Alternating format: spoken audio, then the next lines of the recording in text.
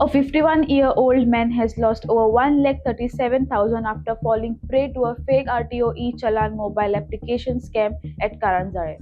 According to Goa police, the victim, originally from Kumkolim and presently residing at Karanjare, received a malicious APK file titled RTO e-Challan on February 20. Believing it to be genuine, the victim downloaded the application and entered his banking and vehicle details.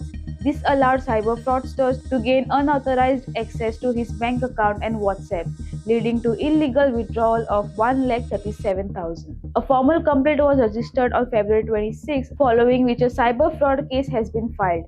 Police confirmed that the cheating was carried out through impersonation using computer resources. Police have once again urged citizens not to download APK files from unknown sources and to verify all traffic challans only through official government platforms. तुम्ही पळयतात गोंयकारपण गोंयकारांचो गोंयकारा खातीर.